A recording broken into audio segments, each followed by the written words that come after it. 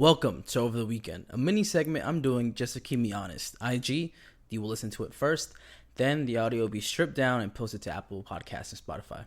The NFL returned this week with some interesting games over the weekend, and the fans are back. The Bucs narrowly beat the Cowboys with the last-minute field goal. Again, Tom Brady was given too much time. They win 31-29. The Seahawks beat the Colts 20-16, and DK Metcalf and Colts kicker Rodrigo Blankenship, I think that's how you pronounce it, finally meet after the internet memeing their two physiques. The NFL is truly a special place. The Texans thumped the Jaguars 37-21 without franchise quarterback Deshaun Watson, and a first-round pick Trevor Lawrence takes his first L ever playing football. He hasn't lost a single game in high school or college, so let's see how his season plays out in the NFL.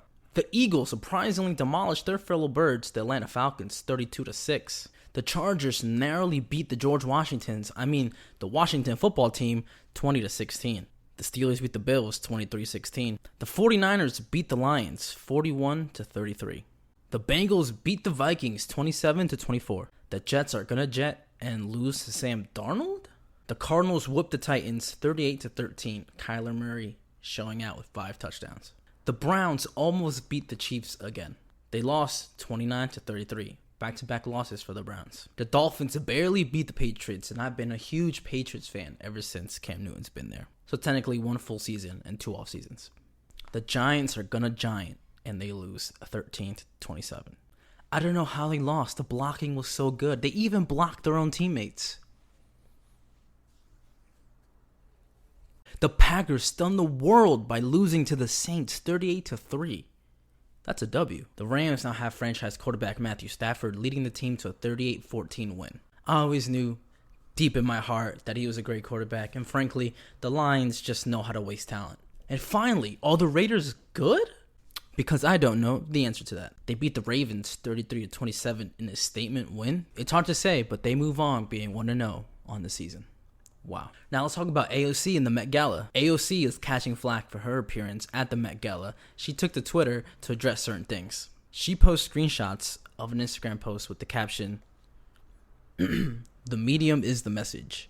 Proud to work with @Aurora James as a sustainable, focused black woman immigrant designer who went from starting her dream at Brothers Viellis, I don't know how to say that, at a flea market in Brooklyn to winning the CFDA against all odds, and then work together to kick open doors at the Met.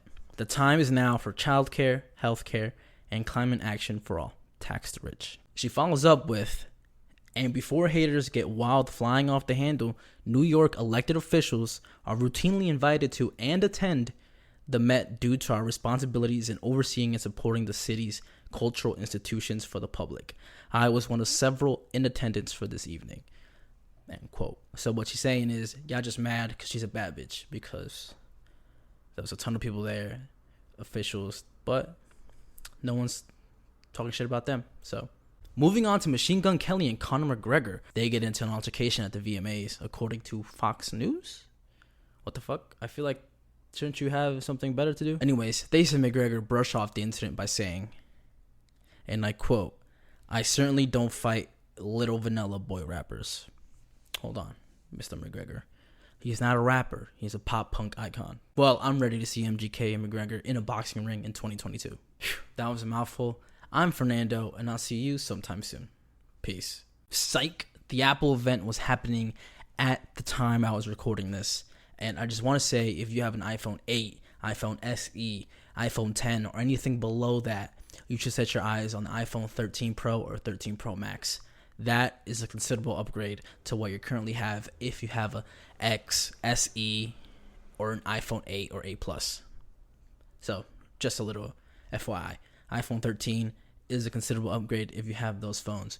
If you're rocking an 11 or a 12, we're at the age where we don't upgrade our iPhones every year now. So, again, if you have an X8, SE, or an 8 Plus, please, now's the time. If you need to upgrade, iPhone 13 Pro or 13 Pro Max might be the right phone for you.